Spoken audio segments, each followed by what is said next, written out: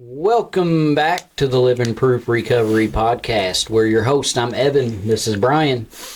So Brian's got a little something up his sleeve tonight. So Brian will just kick it right off here and let me know what we're going to do. All right. So every week when we meet up, we sit down here and we don't plan any of this stuff out. We just don't. It seems more organic if we just talk about whatever we come up with 5 minutes before we start recording, right? So I was kind of thinking of some things, and it's like, man, like we've done like 40-something episodes now. I don't even know what the number is, but it gets really difficult to come up with something new and interesting that we can talk about for an entire hour.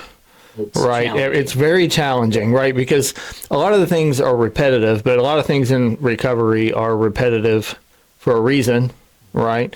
But I figured tonight what I'd do is we were going to do a little grab bag episode.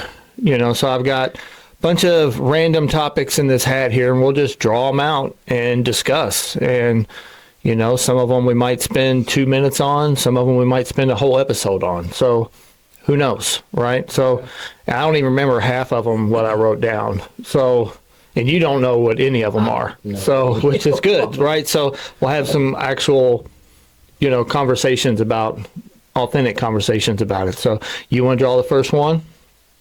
And we'll both just discuss.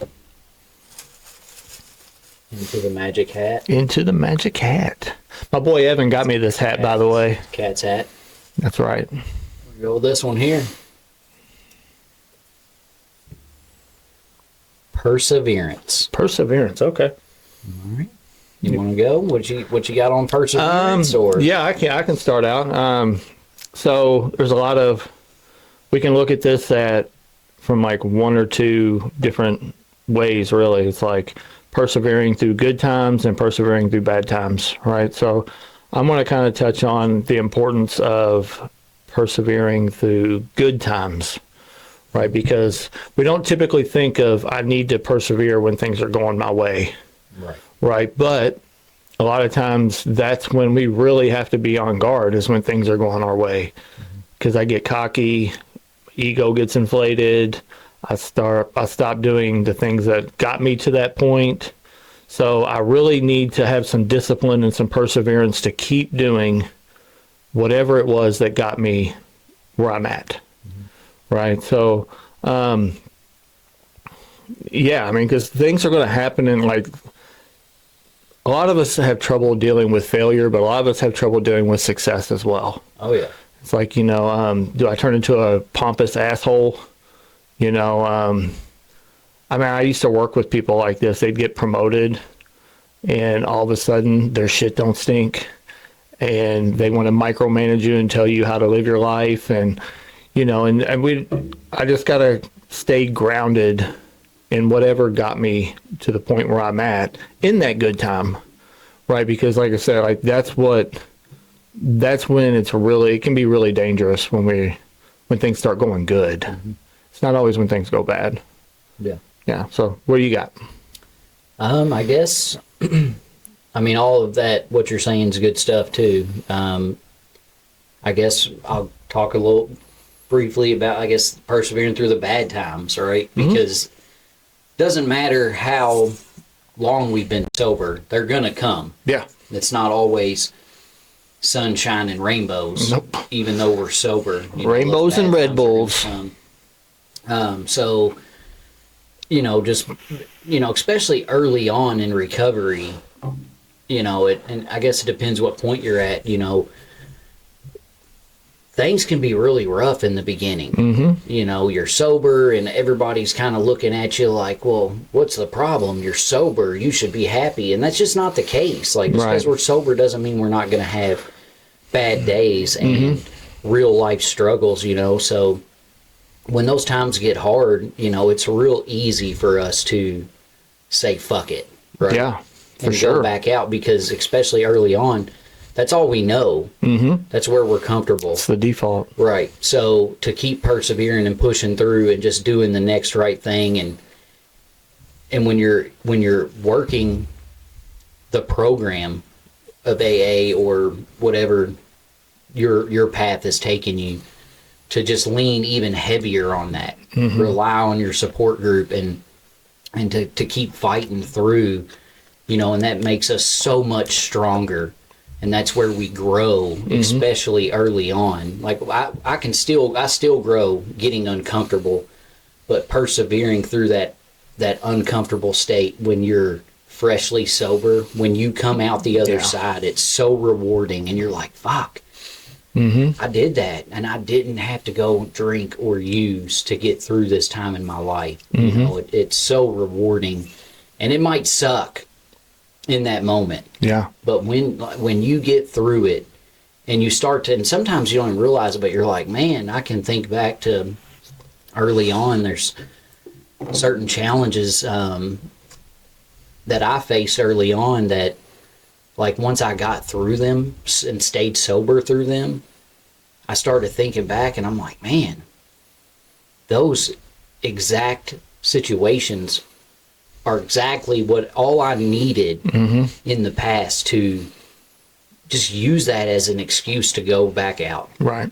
So it's just so rewarding when we get through those things. Well, think about it. It's like planting seeds, right? Like if you plant, I don't know, like seeds to grow an apple tree, you don't wake up the next day and you have apples. Like, it doesn't work that way. So sometimes we have to go through these seasons where we have to persevere through them, and then to get the fruit from the perseverance might be in a totally different season of our life, but it prepares us for down the road of, that's where faith comes from, right? It's like, oh, like I can get through these hard times. Like, I've relied on my support group. I'm relying on God. I'm relying on the program. I'm relying on the fellowship, all these things, right? And then we start to stack up these little things, little victories of, I didn't drink today, or I didn't blow up. I paused today. I didn't blow up on this guy, or whatever it is. It's like,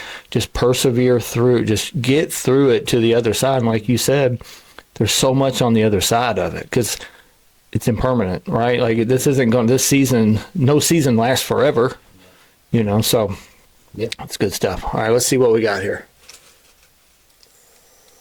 What's this one? What we got? When did it get easier? When did it get easier? Never. When I got the fuck out of my own way. Yeah, that's a good answer. That's spot on right really, there. I fought this whole process for so long, coming in and out and putting time together and going back out, because I always wanted to do it my way. Yeah. It got easier. It worked so well. Your way. It got easier when I was finally able to answer that question that my old sponsor used to ask me all the time, is, have you had enough? And we always say, yeah. So, fuck yeah, I have. But I'm here. Only I knew the answer in my heart. I could say what everybody wanted to hear. Yeah. But once I got to that point to where I truly knew that I had had enough, and I fully surrendered to this whole process, is when it got easier for me. When I went into detox the last time, and then completed this 30-day inpatient rehab stay, when I got out of rehab, the thought was not there to go back to drink and drug. Right. The thought was, it's time to get to work. Yeah. So that's what I did. Now, there was still times early on in those first couple months where I still thought about it. Like, and not the way I think about today. Of course, it crosses my mind because it's everywhere we look nowadays, but it was probably,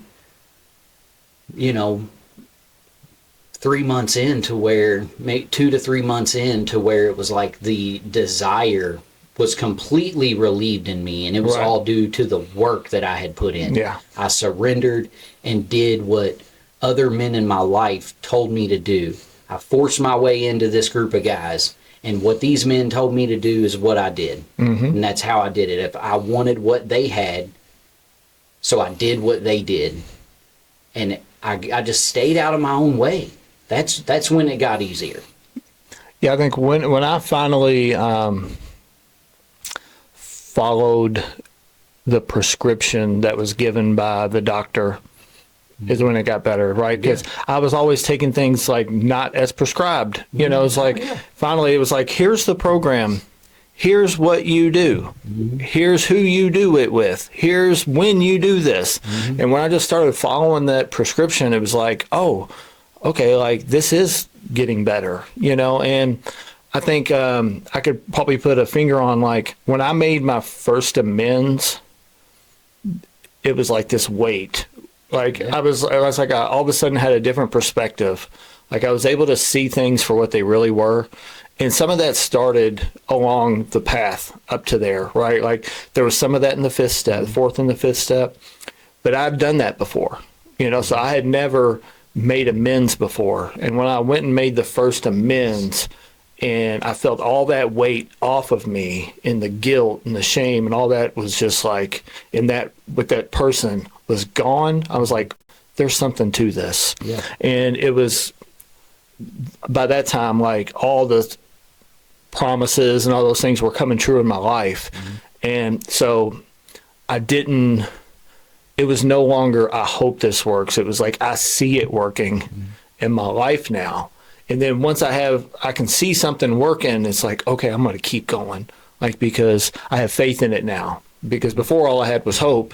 It's like, now I have some faith in it because I'm experiencing it. Not only am I seeing other people experiencing it, but now I'm experiencing it. So it's like, there's something to it. And it just started to get easier, you know, like that. I mean, there's not hard times or the work's easy or anything like that, but it was just so much easier. I wasn't waking up every day, and we're talking 2 months in, you know, it was like, I'm not thinking about drinking. I'm not thinking about drugs.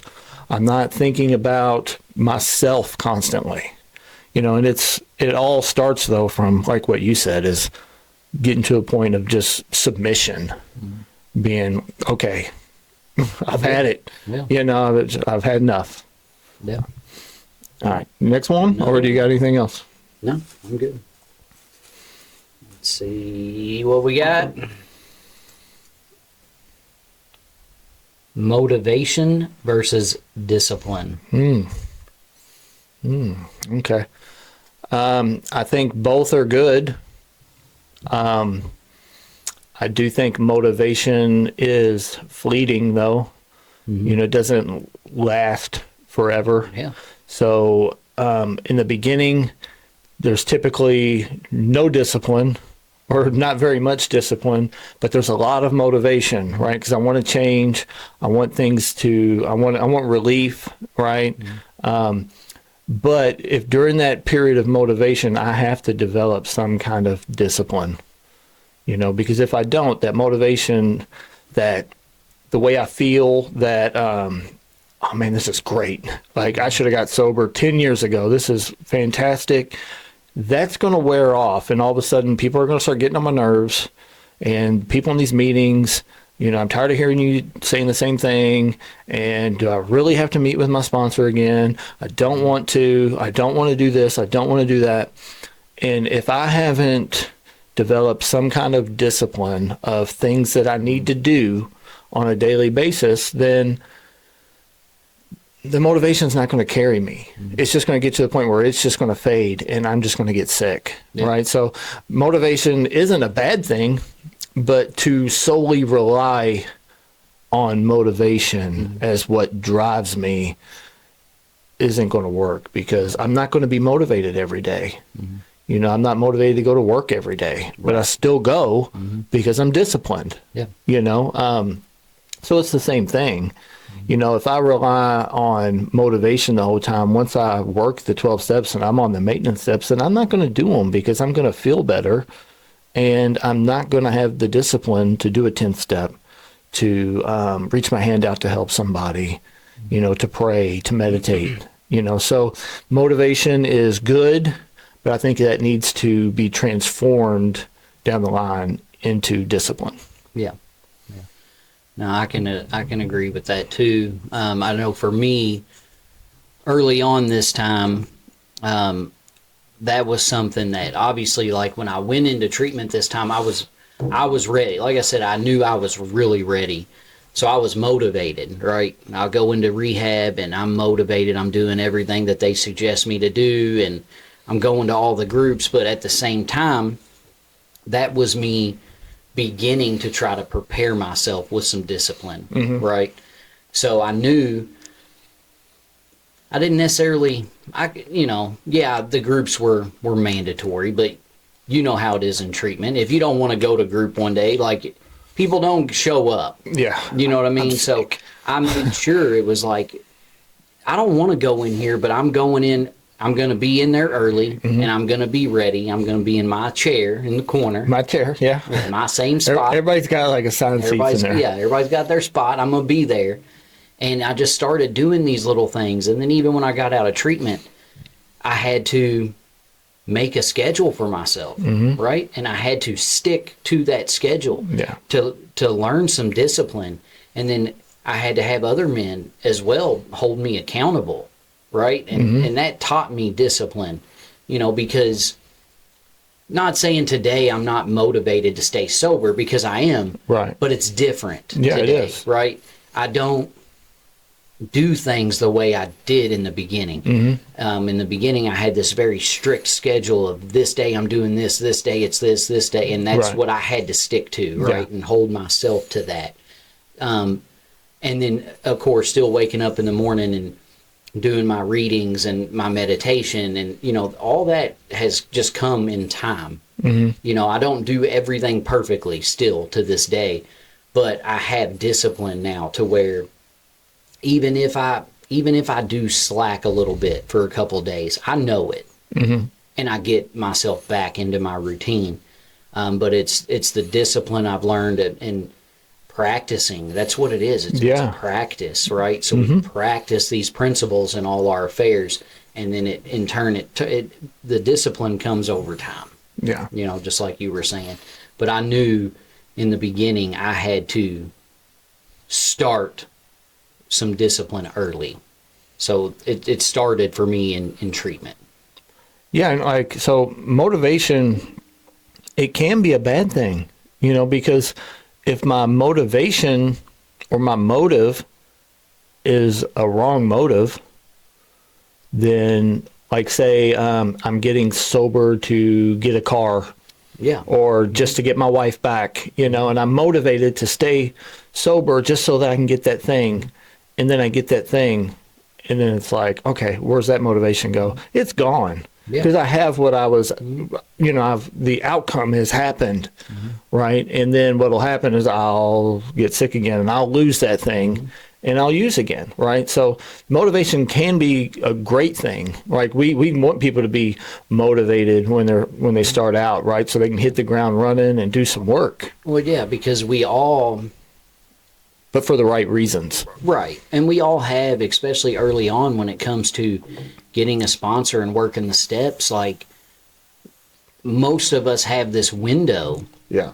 And we've talked about it before. And if that window closes before we finish this work, it's very dangerous. You know what I mean? Because that motivation fades. Early on, most people early on, most of us, not all of us, but most people are gung-ho and we're in it and we're going to do this and we're going to do this. But then after a month or two, it slowly starts to fade away, and we start getting things back in our lives, and we're like, well, man, do I really need this? Yeah. And that motivation fades. So that's where discipline is important early on as well. And that's where even when we don't know how to be disciplined on our own, that's why it's so important. Like, it was so important for me to have this group of men that I had, early on too. It was so important because if I said I'm doing this and this and this and I didn't show up, they're calling. They're like, what the fuck, bro? You said this is what you were going to do. Yeah, well, this your is what word not you mean want." anything? Yeah. Right, yeah. And they called me on shit. Yeah. You know, you said, and I'm like, you're right, I'll be there in 5 minutes. Yeah, You know, yeah, I'm you're being a right. bitch. Yeah, Yeah. I'm on the way. Yeah. So, you know, that's a good one. That was a good one. But I think that, what was I going to say? Shit. Like the big book says that us alcoholics are undisciplined people, and that's why we let God discipline us. And what that means is if I'm early in recovery, or just in recovery, right? But especially early in recovery, that my old ideas, my thinking has to go out the window, right? And I have to be disciplined enough to let someone else help me, and then do what they say, right? Or not just, hey man, can you help me? Give me some suggestions, and then get them, and then just don't do any of them. Brush it off. Yeah, just, Yeah. Oh, I don't want to do that. You know, it's like we got to follow through. And discipline, like you said, is a practice, right? It's not something that, we do something one time and the result didn't happen, so obviously it doesn't work. You know, no, it takes some discipline to keep showing up, to keep doing the hard things so that you can get that outcome or change your outlook on things, right? So, yeah, I think that was a good topic. You drew the last one, didn't you? Yeah. Yeah. Okay. Community/fellowship. So I guess the importance of it. Okay. Or So, like I just mentioned, you know, it was very important for me, and I knew getting sober this time. Like I've always had friends, you know what I mean, and all my old using buddies are in recovery, and majority of them have been long-term recovery now, what I would consider long-term recovery, right? So what would you consider long term? For me, it's like, you know, I guess maybe 10 years plus. I don't know, somewhere around there. You know, I don't consider me long-term recovery right now. You know, Yeah, I don't either. I don't know what the correct. I was just curious. Long-term. I was just curious because maybe, you know, they're all, when I was 6 months sober, I thought like 2 years was like, damn, you've been sober for a lifetime. right. You know. So, and then I guess now over 4 years, I'm like, it's not long term. You know, Right. 'cause I see so many others with so much more time. Right. But you know, all these guys got sober. You know, it's kind of crazy. We all got sober for the first time, right there around within a year or two of each other. But you know, I was one of them who didn't stay. Right, it didn't stick and stay with me at that time. So this last go around, once I come to get sober again, they've all had multiple years at this point. And for me, it was like, yes, I know they're there for me, but it was important for me to build something of my own, right? I don't know if that makes sense what I'm saying. So I knew I could still call on these men, and I still can to this day, but I wanted something different, right? I wanted to find a group, and I found a group of men that I was like, you know what, this is what I'm going to be a part of this, whether they want me to or not. I'm weaseling in. Yeah. And that's kind of what You did. I just started showing up, you know, and I was Yeah. like, here guys, I'm here. But it was important for me, and I never experienced that before. Even with my old friends, like, yeah, we were close years ago, but we were young and we partied and we did all these things. And then as they got sober and I was still running in the madness, obviously there was some distance that grew between us for obvious reasons. So it was very important to me to have this group of men, and it became a family. You know what I mean? Something I'd never really experienced before. Yeah. It was something totally different. Especially with just men. Exactly. Yeah. Especially with just men. And over these years, like, there's only a couple of us who have stayed together, right? Yeah.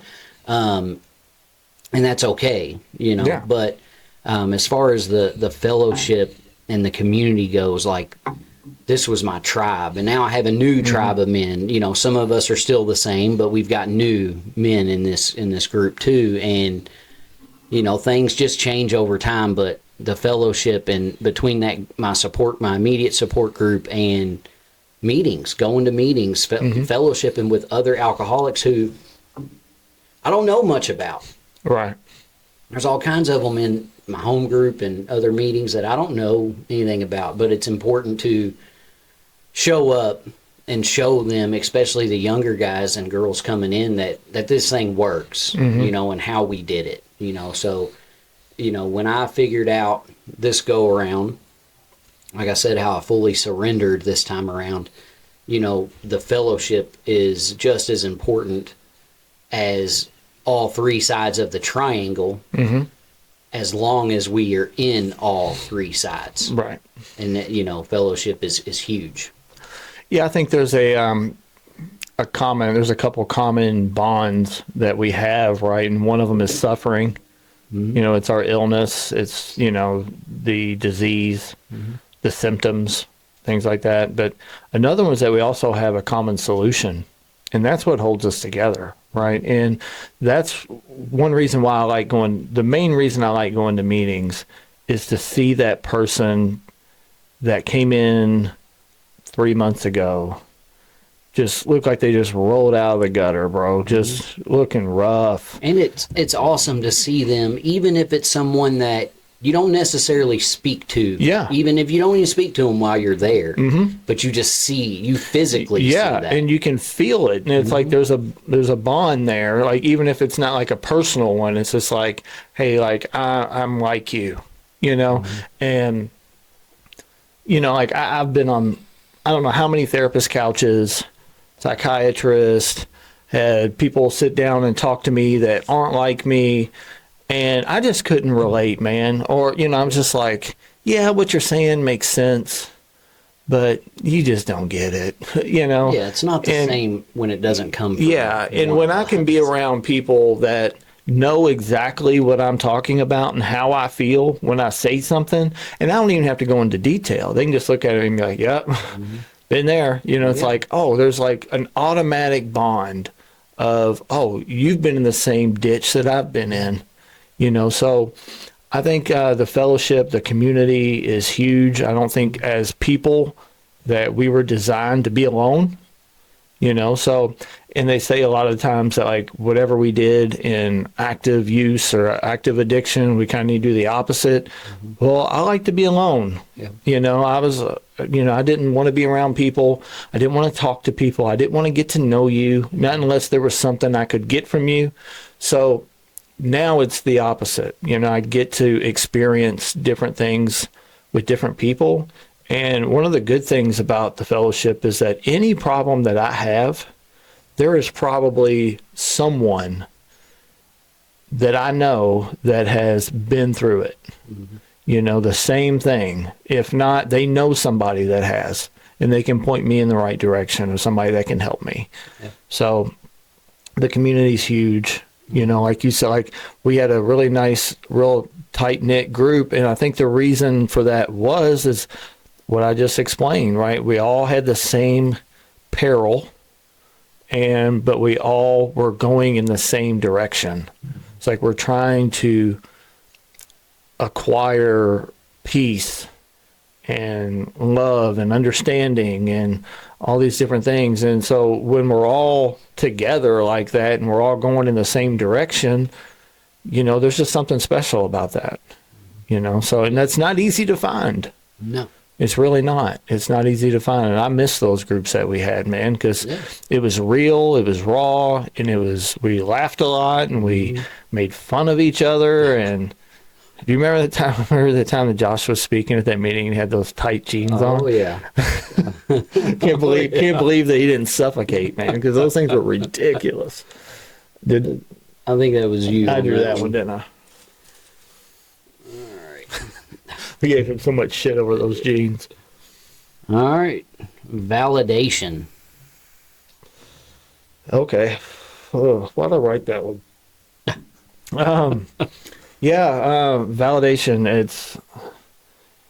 I really struggled with the need for constant validation when I got sober, or all my life. You know, it's just like, I just want you to like me, and I want you to tell me how much you like me. And then once you tell me a little bit more how much you like me. Do you love me, baby? Well, yeah, I do. How much? For how long?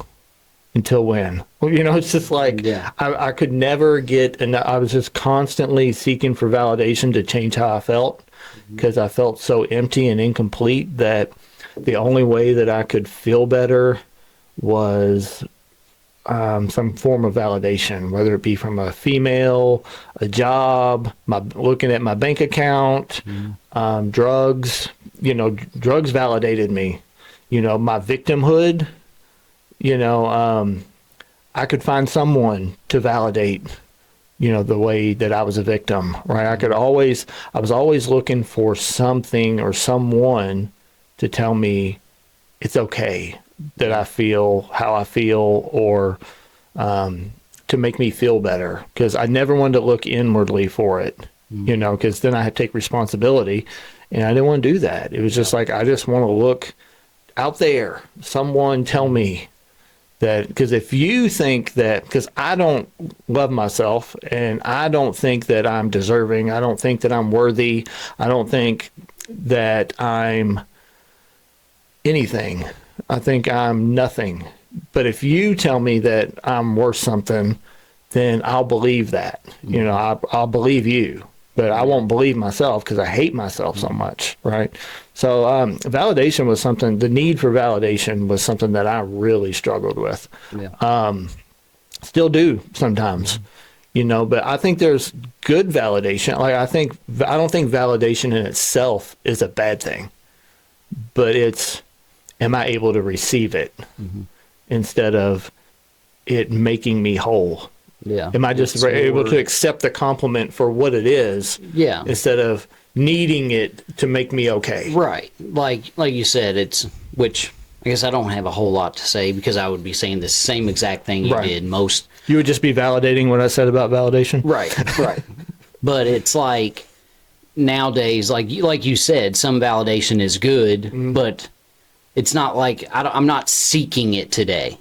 I'm not doing things for that. That's a good point. For someone to validate me. That's a much better way to articulate what I was trying to say. If someone does compliment me, or my wife tells me how great I am, which is rare. Which is rare. You know? You sick? Right. No.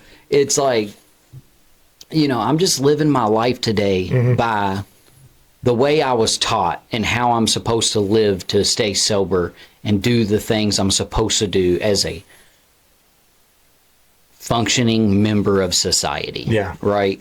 And of course, family and stuff, they notice, and they might tell me how proud and it always hits different. You know what I mean? And it's like, man, thank you. Like, that means so much. But it's not like I'm not out here doing these things seeking that validation, hoping someone praise me. You know, it is what it is nowadays. I don't need that. And it's because of my work I've put in, and my relationship that I've built with my higher power.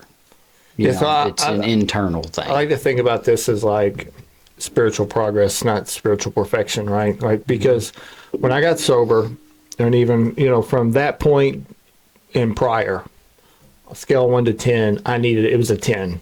Like, it was bad. Like, I had to have it. And I'd say now it's like a 3.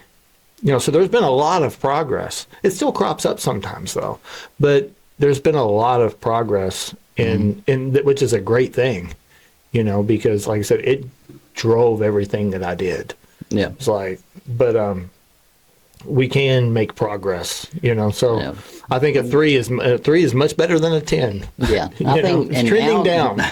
Nowadays, like when I was younger and partying and wild, and like I wanted to be the life of the party and look at me. And as I get older and time, I just want to be more of like, let me fly under the radar guy. Yeah. You know, like, let me just fly under the radar. Like, I think it's a good barometer for me if I'm getting somewhat spiritually sick. Like, if I'm getting irritable, restless, like if I'm getting that way, I'll start seeking this. I'll start seeking. But the good thing about it is that like now I know what I'm doing. Like I can see it. I'm like, what am I doing? Like why does it matter what he thinks? Like, and I can kind of rein it in, because it's not out of control. Let me ask you. I mean, when you're at work, every time you do your job, you don't go tell your boss that you did your job. I do not. Okay. I don't think I have ever done that. So maybe I'm better than a 3. Maybe I'm like a 2.6. Yeah. So yeah, I know exactly who you're talking about too. That's funny. Tony. But anyways, all right, moving on. You drew that one, right? Why can't I remember? I think so. Why can't I remember this?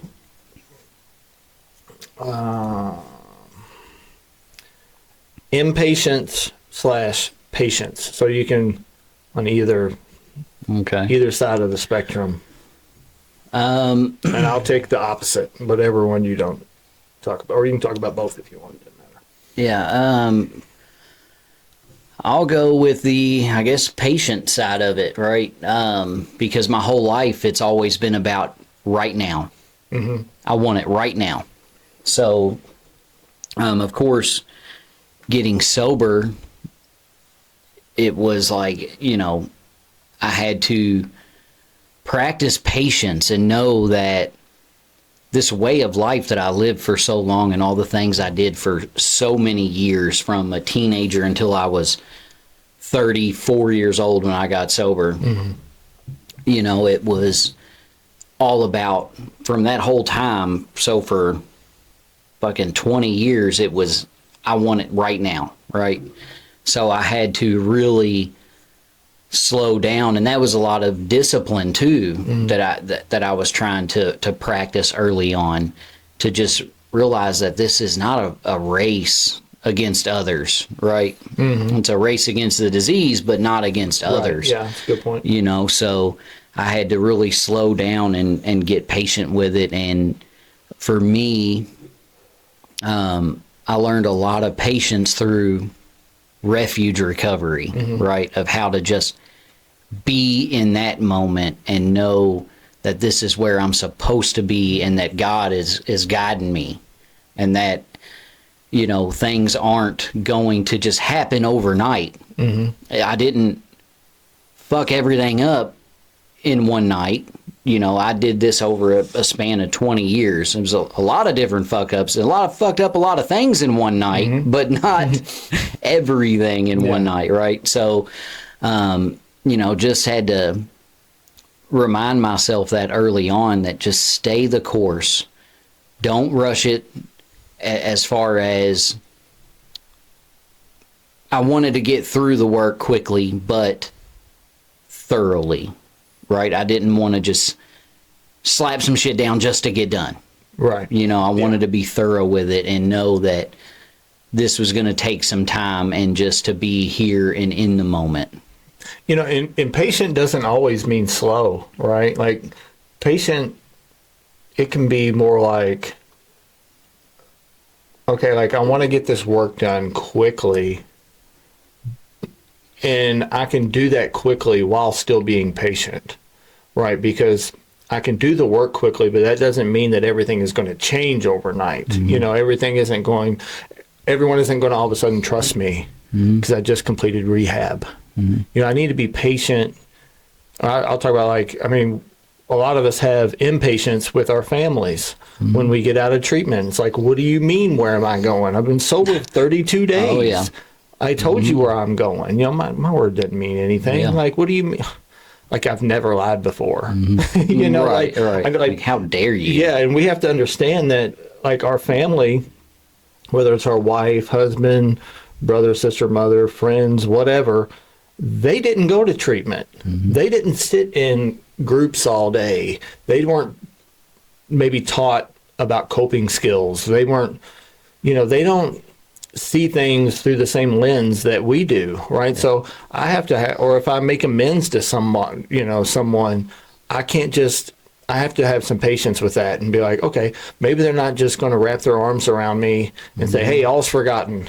Yeah. You know, never mind that $20,000 and you wrecked my car, but hey, I'm just glad you're sober. And they might, you know, but if they don't, I have to have some patience with those people, you know, because but a lot of time, like, I know I used to be really impatient about the process. You know, it was like, I want it now. Like, I gotta have it right now. Like, why? How come I haven't moved over to residential yet?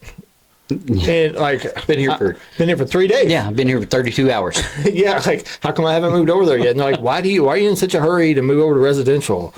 Like, in detox, like, you don't really have to do anything. Yeah. Everything's like voluntary. You just got to take your meds. Like, why are you in such a hurry to go sit in group all day and just yawn all day? Like, and try to stay awake, you know? But, you know, like, we're wired for like instant gratification, you know, and we only enforce that by using drugs and alcohol because it gave me what I wanted right away. It's like, soon as I snort that line, I'm better. You know, I've got what I want, you know, so that kind of trained me to be impatient with anything else, you know, anything I have to work for or that I had to work for. It was like, man, I want the result right now. And I was kind of touching on that earlier about like when we plant a seed, you know, it's like, I might not receive the blessing of this for a while, you know, but that's where the discipline comes in of just keep showing up. And we got to have, and I have to be patient with other people. You know, sometimes people get on my nerves, you know, but it's like, man, I want to just tell this guy to shut the fuck up, you know, but I can't do that. I got to be patient with him. Like I used to be like that, you know, I used to come into meetings and say some dumb shit, you know, like, so I have to like have a little bit of tolerance for people. And, you know, that's hard sometimes. Oh yeah. You know, it's like, you're a fucking moron. Like, what are you doing? You know, but then I'm like, Brian, what are you talking about? Like, you're being a dick. Too. Yeah. I'm like, yeah, no, I'm like, I'm being a moron because I'm upset with the moron. Yeah. Like, he's a moron. He has an excuse. You know, like I don't, you know, so yeah. Like, and we got to be patient with ourselves too. You know, we're not going to, every day isn't going to be a home run. You know, just like some days I just got to get on base, man. Maybe I got to lay a bunt down and just get on fucking base. You know, I don't have to hit a home run every time I step up to the plate. And if I have a bad day, you know, I'm trying to take that out of my vocabulary, like bad days, because a lot of it isn't bad days. It's just like a bad moment or bad portion of the day. But if I look at the day as a whole, it's like, man, like, it's a pretty good day. You know, like I'm alive. Good. I have my wife, I have my family. I didn't put anything up my nose today. Like, it's a pretty good day. Like, somebody's got it a lot worse than I do right now. So maybe I need to have a little patience with myself sometimes. Instead of focusing on other people, I need to focus on what in them is making me feel so impatient. Yeah, that's a good point. You know, so, all right, you're up. All right.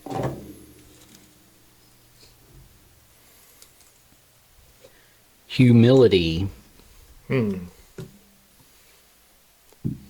Oh, it's me, right? I'm sorry.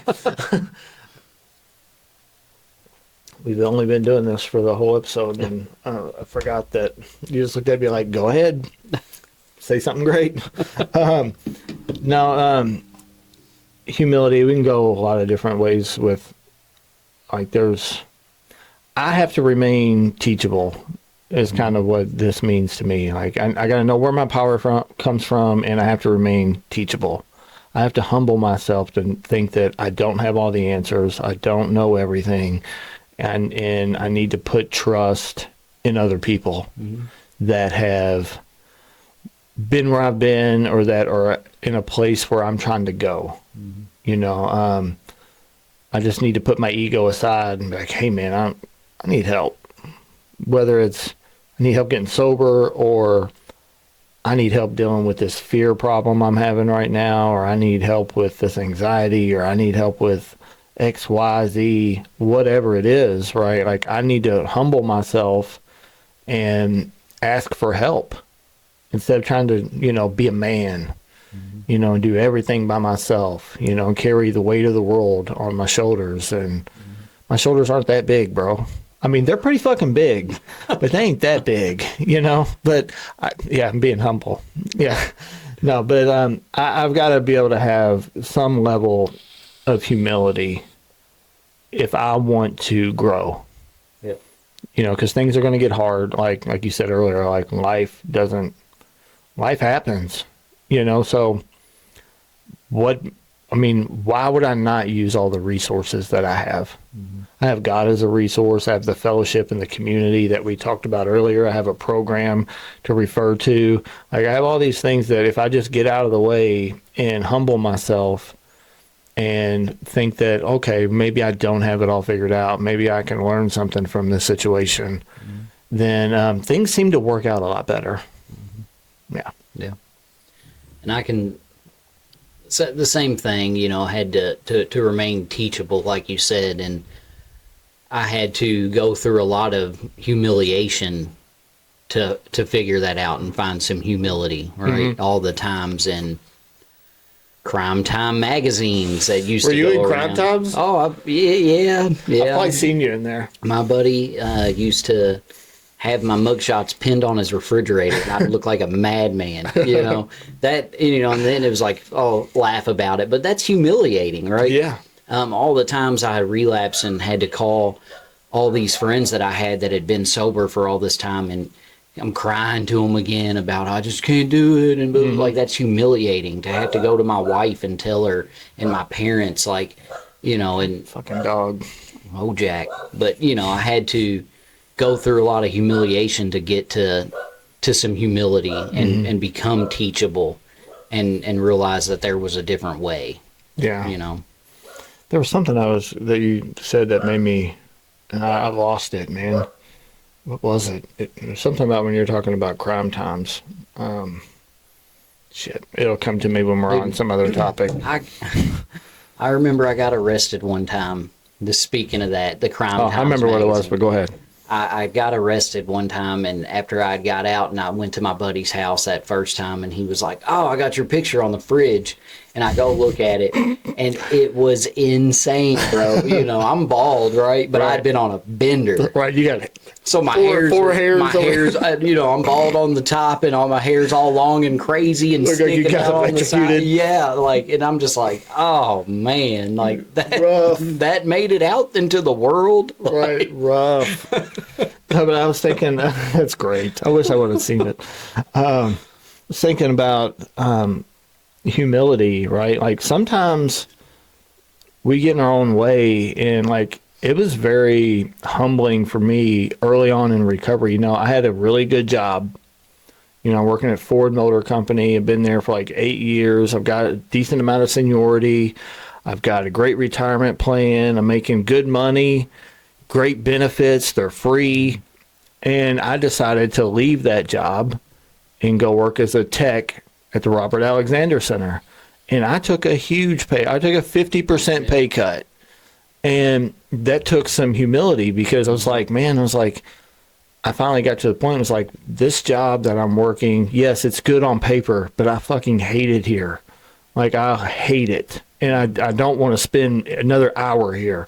And it's like, so I humbled myself. I was like, yeah, because for the longest time I was like, I can't leave this job because of the money I'm making and the benefits and everything. But then I was like, you know what? I was like, maybe that's not where I'm supposed to be. You know, maybe I need to take a pay cut, you know. And a lot of times, like, you'll hear people say, like, I just can't find a job. I said, because they won't humble themselves. They're like, I have to make X amount of money or else I'll just not work at all. You know, that makes no sense financially. You know, it's like, I can't take that job making $12 an hour. It's like, how much are you making now? 0. It's like, well, let's do the math here. Like, maybe humble yourself, and I understand your sense of entitlement, and you think that you're worth so much, but maybe you need to take that job for a little while just to let you so that you can learn and understand, like, the value of hard work, the value of $1, so that when you do get that good job, you know how to appreciate it, and you, like, there's gratitude instead. There's just an opportunity. Not just like what it pays. Yeah. Right. So Man, I wish I would have seen that Crime Times episode or issue. I probably did.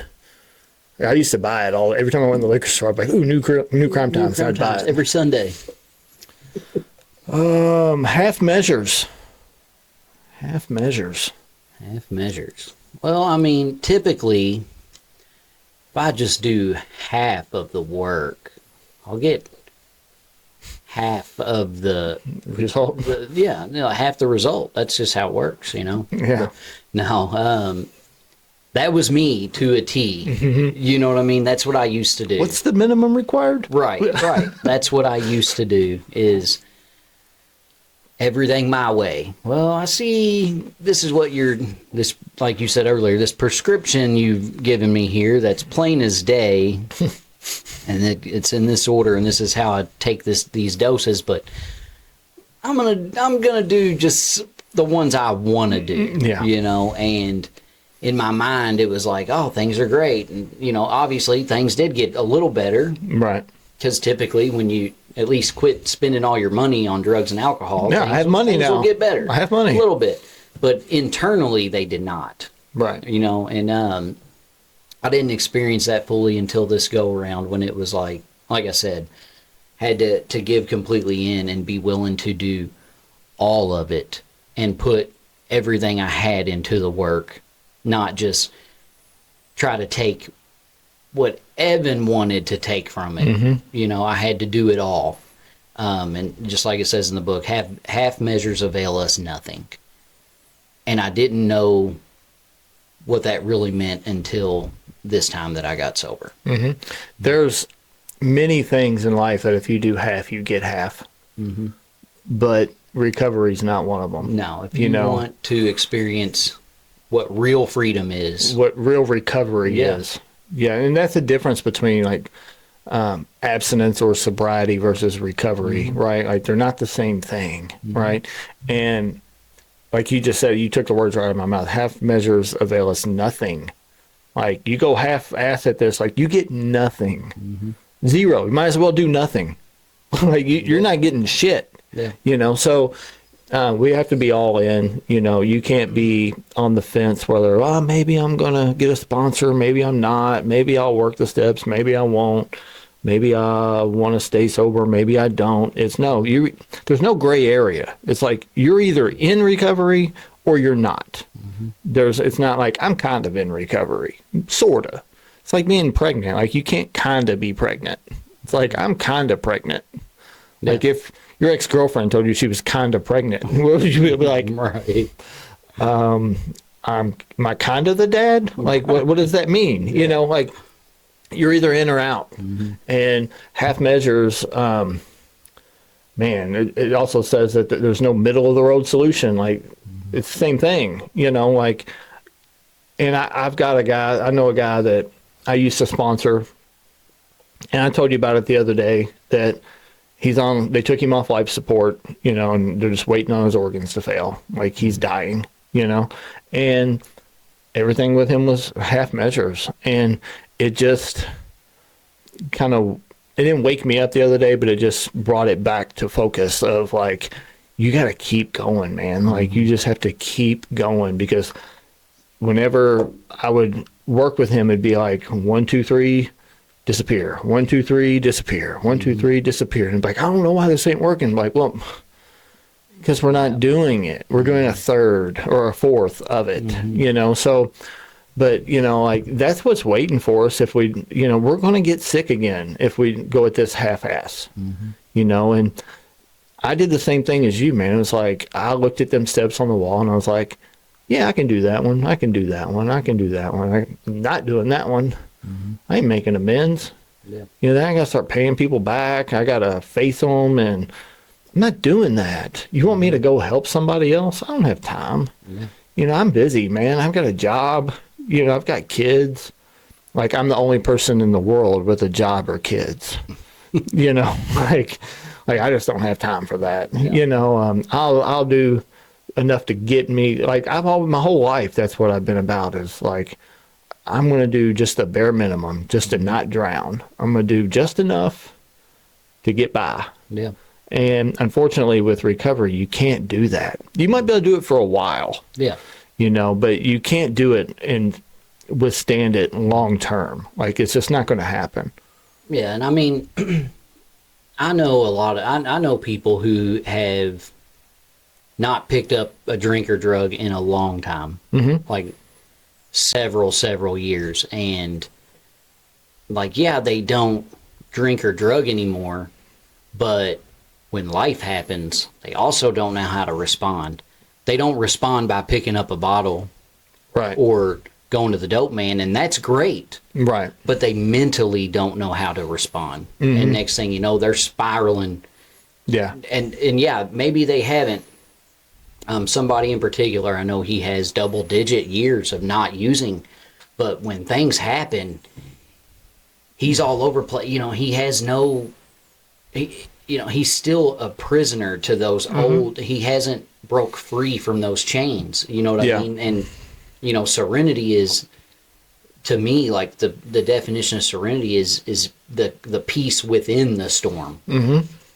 So when things are great, obviously they can appear that way, but when life happens, how do we react? And that's part of it. That's a half measures. Because some of these people used to be members of this program, they got what they wanted from it, and then they dipped. Right. You know what I mean? Didn't go back to drinking and drugging, but are they really happy? Exactly. They don't. They're still missing something. Yeah. And they may look like it, or they may tell you they're happy because maybe they don't really have never really experienced true happiness or true peace or freedom, because what they have is relief. And relief and freedom aren't the same thing. Relief is temporary, so if my only goal is just to not drink, like, there's so much more to this than just not drinking. That is like the very tip of the iceberg. It's like, yeah, I'm not drinking, but I'm still irritable, I'm still a prick, I'm still selfish, I'm dishonest, I'm all these things, and that's not what I signed up for.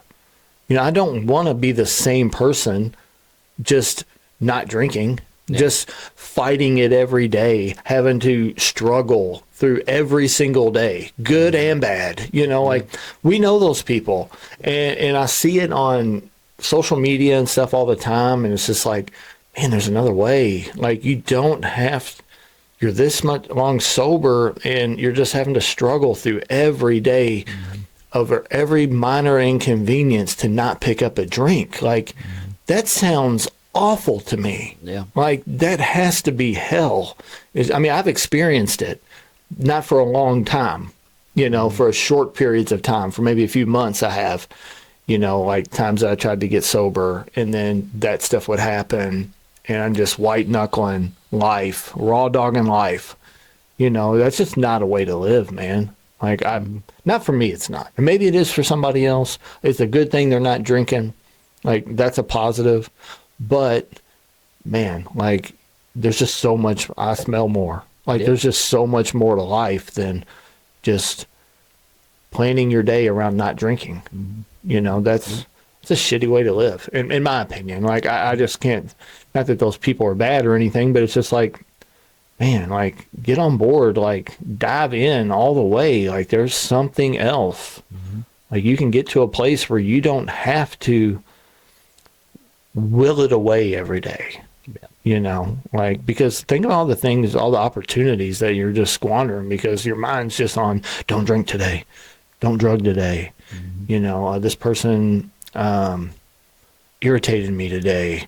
Man, it was hard to not drink today. Like, that's just, that's not recovery. Like, I don't either. And my heart goes out to people that are, because, maybe it's just a fact of, maybe no one's told them they don't have to. Maybe it's just ignorance. Maybe, that's probably true for a lot of people. They think that this is what recovery is like. It's just a grind every single day of, I can't drink today. Don't drink today. And like I said, it's a good thing that they don't. But I feel like they're just missing life. Yeah, absolutely. So, how are we doing on time? You want to do one more? Do one more. All right. Hopefully this one's a banger. Defects and shortcomings. Okay. Yeah, we have those. Yeah. So they're the same thing. You know, a character defect and a shortcoming, they're the same thing. They're faults. They're wrongs, or just the way it's my character, like the way that I show up, what I do, what I think, you know. So character defects for me and shortcomings, I know you've probably heard me say this before, I don't know if I said it on here, but they're tools. They're tools that I use to get what I need to be okay. You know, lying is one. Being dishonest, you know, I need to lie to keep me out of trouble. I need that, right? So, and they show up a lot, you know, especially when I first get sober, you know. And this is why an inventory is so important to do, because an inventory shows you your defects of character. We learn how selfish we are. We learn how dishonest we are, how self-seeking, and how afraid we are, and we're inconsiderate, and we're hypocrites, and we're insecure, and we have no self-esteem, and all that. Like, we learn these. So I see it on paper, and somebody's sitting across from me like this, going, "Do you see how you're selfish here?" And it's like, I do now. It's like I didn't before, you know, because I can't see them a lot of the time. Like, self can't see self a lot of the times, especially when we're sick, when we haven't recovered yet. It's really hard to see these glaring things that other people are like, this fucking guy, you know. Yeah. But like, I can't see it because that's been my operating system for my whole life. So I just think like, this is just what I do, you know. So my character is like basically the way that I think, you know. So I believe that what a man thinks he does, right? So if I think I'm not worthy, then my actions are going to show that I'm not worthy, right? Like I said, they're the same thing, you know. And I think a lot of people, we try to over intellectualize things a lot of times when we're working the steps, and we're like, oh, this isn't a defect, it's a shortcoming. Or this isn't a shortcoming, this isn't a fault or a wrong, it's a defect. And it's like, it's all the same shit. You're a liar. Yeah. You know? I don't have a whole lot to say on this. We have talked about it before, but, you know, like you said, we try to make it so much more complicated. And I've had sponsors that have told me, well, no, there's a difference, and there's the shortcoming is this, or the defect is this, and the shortcoming is this. And I'm like, how do we know that they're the same thing? Plain and simple is because Bill sets up. The guy that wrote it? The guy that wrote it. You know, yeah. He published a letter because he was asked this question, and it simply states that they're the same things. He just didn't want to repeat the same verbiage. There's a fault, a wrong, character defect, shortcoming. They're all the same thing. It's the same thing. And like you said, where do I come up short? Right. Yeah. And that's, like you said, a lot of the times we don't see these in ourselves. That's why our sponsor, when we do our fifth step, our sponsor is able to help us figure out what those our defects of characters are by our inventory, right? And we go over it then. And then there's a reason that in the book, step 6 and 7 is 2 paragraphs. Yeah, 2 paragraphs, half a page out of the book, right? And that's because these are things that we're not supposed to just sit and dwell on these defects of character. God will remove them when He sees fit that they're no longer necessary in our lives. We just have to be willing and humble ourselves to ask for them to be removed. Right, and because some, like you said before, some of these defects of character can be assets as well. So, for sure. You know, whenever God sees fit that we no longer need these, as long as we are willing, He will remove them. You know, there's some people drag these steps out for a long time. Still on step 6. When you do this inventory, you should knock out 6 and 7 immediately. Yeah, that's what it says. Yeah, you know, so an hour later, and you become willing and you say a prayer, and then you're on to step 8. Right. Like, and we don't even have to take a long time to write out this character defects list because we already have it when we did inventory. Yes. Because we learn all these defects when we're doing the inventory. So we already have the information. It's just looking at it from a perspective of, yeah, I can sit here and write down 150 defects, right? But they're all rooted in the same things. They're all rooted in fear. They're all rooted in selfishness, self-centeredness, dishonesty, and being inconsiderate. Yep. They all boil down to one of those categories, if not all of them. Yeah. Right. So it's like, that's one thing I've heard so many times, or I've heard in meetings, like, still working on step 6. I'm like, what are you working on? Like, read the book. Like, there's nothing to work on.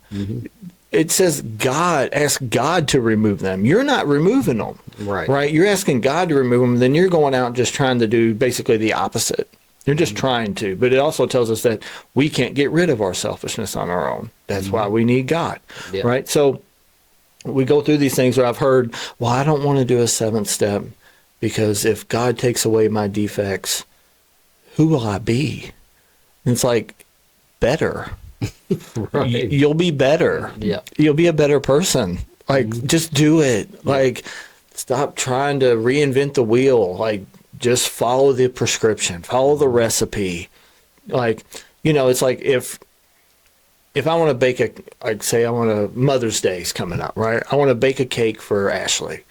And your wife, say, bakes cakes in the state fair. She wins prizes and all this stuff. And I go to her and I'm like, hey, can you give me a recipe to bake her this great cake? And she's like, yeah. And she gives me the recipe. And I go to the store and I buy all the ingredients and I get home. I go, you know what? It says 3 eggs. I'm putting in 2. Or it says bake it 350. I'm not baking it at 350. I need it to be done faster. I'm baking it at 450. And I start changing everything. I'm going to end up with a cake, but it's not going to be the same cake as what was on that prize-winning cake, right? So it's like, yeah, I might, if I do the steps, if I draw them out, if I'm lucky, I might still end up at the same result.